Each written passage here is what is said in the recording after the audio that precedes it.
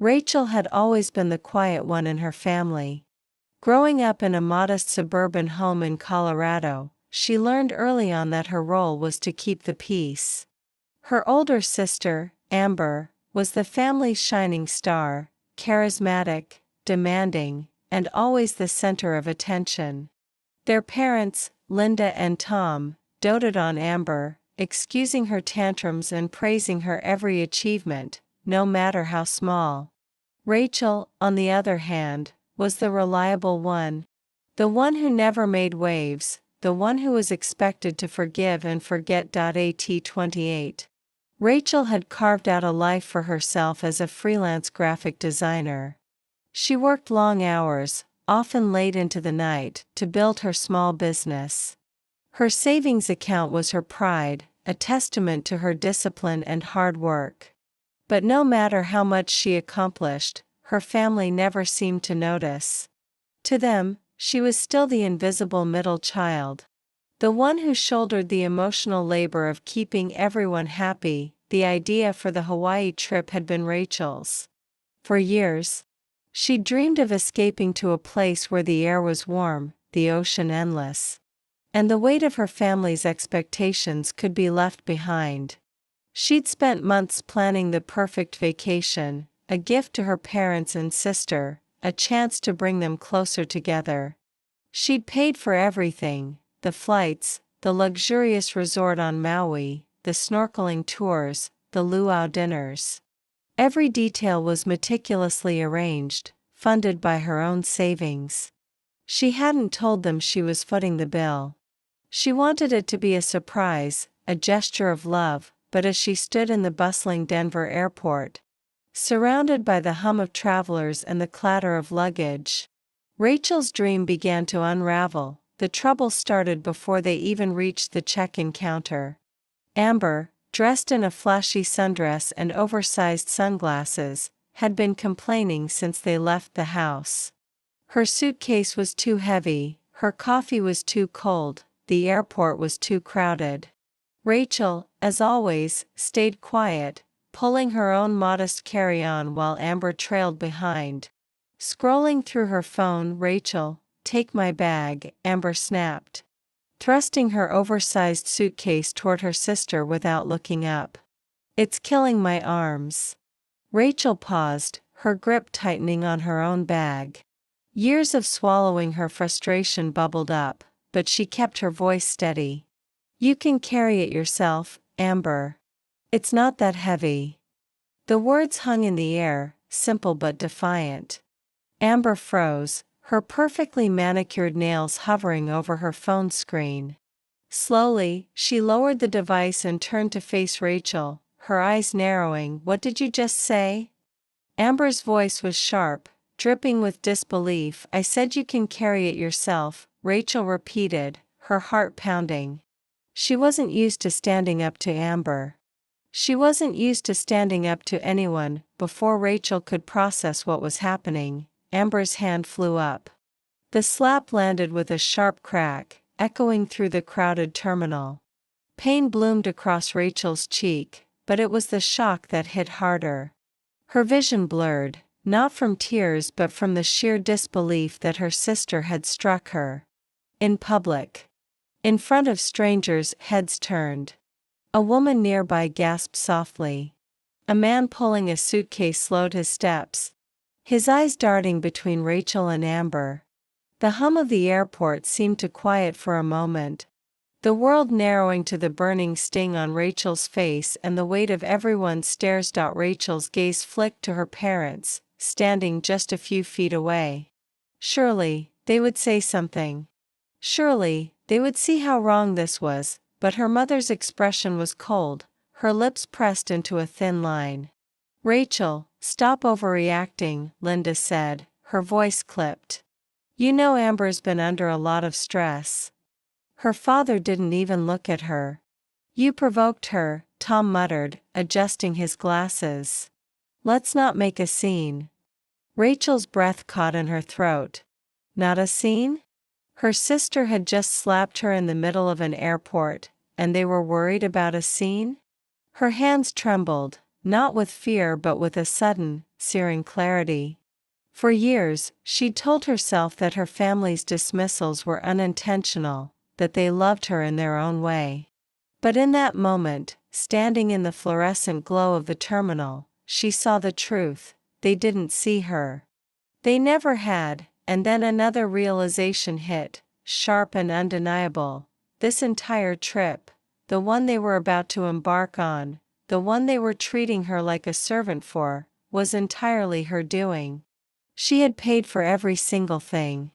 The flights, the hotel, the excursions, the meals. All of it. Her savings. Her sacrifice. And they didn't even know. The weight of that truth pressed down on her, but instead of crushing her, it ignited something. A spark of anger, yes, but also something else, resolve. Rachel's hands were still shaking as she pulled her phone from her pocket.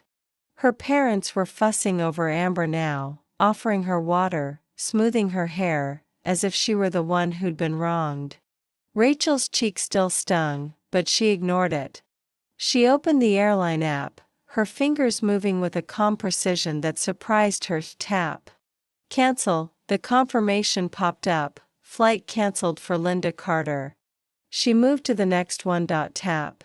Cancel. Flight cancelled for Tom Carter, and then, with a strange sense of satisfaction, she cancelled Amber's. Flight cancelled for Amber Carter. She didn't stop there. The hotel reservations, the snorkeling tour, the luau dinner, she cancelled them all, one by one, her heart pounding with each tap. It wasn't just about the money. It was about reclaiming something she'd given away for too long, herself. When she was done, she slipped her phone back into her pocket and looked at her family. They hadn't noticed her actions. They were too busy soothing Amber, who was now complaining about a non-existent headache. Rachel took a step back, then another. Her suitcase rolled quietly behind her. No one looked up. The automatic doors of the terminal slid open, and Rachel stepped through them. The cool morning air hit her face, carrying the faint scent of jet fuel and possibility. She didn't look back. Rachel's heart raced as she approached a different ticket counter. Her fingers flew across her phone screen, booking a solo flight to Maui. She didn't hesitate, didn't second guess. For the first time in years, she felt like she was moving toward something, not running away. The flight was uneventful, the kind of quiet that felt sacred.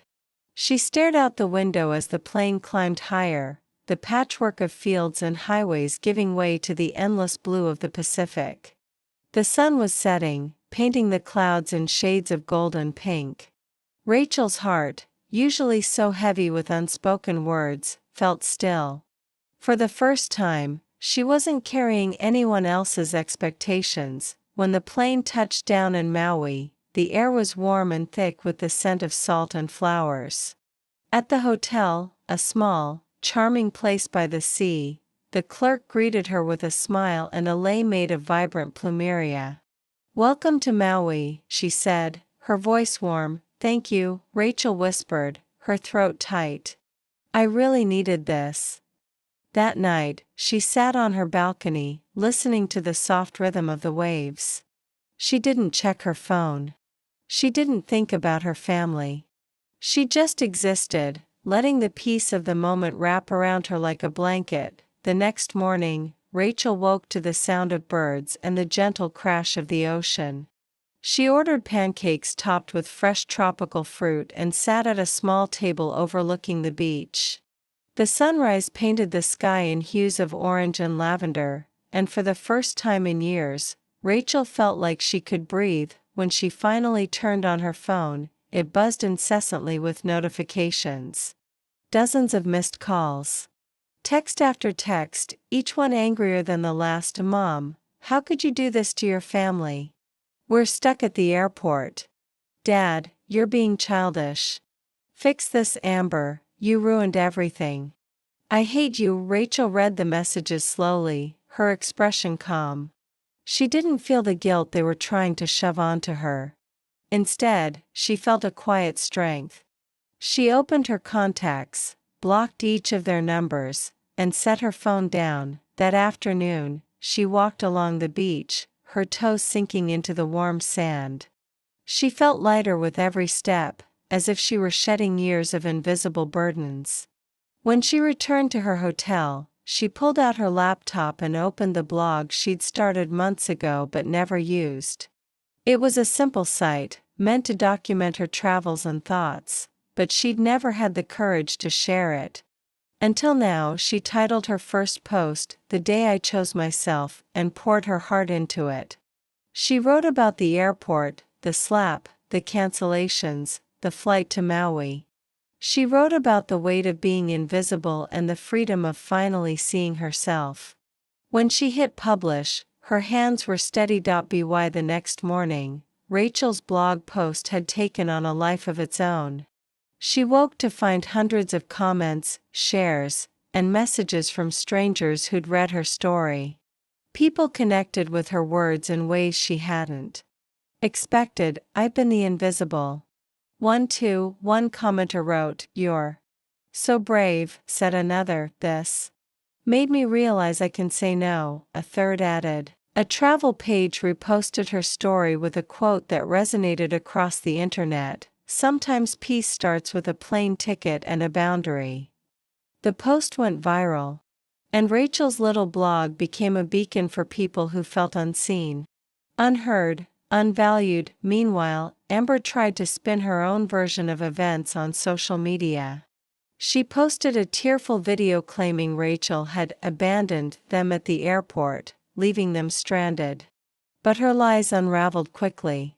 In a desperate attempt to prove her story, she posted a screenshot of a fake flight receipt, only to misspell her own name. The internet pounced, calling her out in the comments.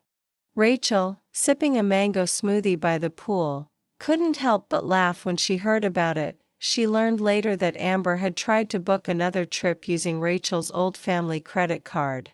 It was declined 3 times, in front of her friends. Rachel shouldn't have found it funny, but she did. For once, Amber was facing the consequences of her actions. As the days passed, Rachel's blog grew into something more than a personal outlet. It became a community. People shared their own stories of walking away from toxic relationships, of setting boundaries, of rediscovering themselves. Rachel read every comment, every message, her heart swelling with gratitude. She wasn't invisible anymore. Companies reached out, asking if she'd write sponsored posts or collaborate on travel content. She said yes to a few, carefully choosing those that aligned with her newfound sense of self. She snorkeled in turquoise waters, ate fresh mangoes under palm trees, and slept better than she had in years. Each day felt like a gift, a reminder that she was enough. One evening, as the sun melted into the sea, a message popped up on her phone. It was from Josh, a friend from college she hadn't spoken to in years. "Rachel, I read your blog. I'm proud of you. You've always deserved better. If you're still in Hawaii, maybe we could catch up." Rachel smiled, warmth spreading through her. This time, it wasn't guilt or duty or pain. It was hope. "Hey, Josh," she typed back. "I'm still here. I'd really like that." Rachel sat on her balcony, the waves rolling in below. The air was warm, the sky streaked with the colors of dusk. For the first time in her life, she wasn't running away. She was walking toward something, toward peace, toward herself. The journey wasn't over. There would be challenges ahead, moments of doubt, and maybe even moments of loneliness. But as she listened to the ocean's steady rhythm, Rachel knew one thing for certain: she was no longer invisible. And she never would be again.